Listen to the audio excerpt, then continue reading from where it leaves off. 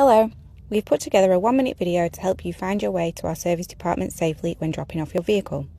When entering the dealership from Warragul Town Centre, we advise you to pass our dealership and head straight down to the M1 roundabout near the West Gippsland Hospital. This will safely allow you to cross Howard Street.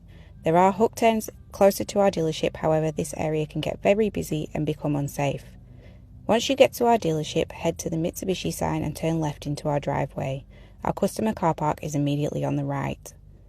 Please leave your vehicle here and enter our dealership through the doors that you will see as you walk towards the building. Once inside, head right and our service advisors will assist you. At this point, we can organise a taxi service for your convenience, or we can make you a coffee while you wait in our lounge area. Our technicians will film and send you a short video of your vehicle while it is on the hoist. You will receive this via a text message along with a quick courtesy call to let you know that your vehicle is ready. Thank you for choosing Turnbull Motors to service your vehicle. If you have any questions, please contact our team. Have a great day.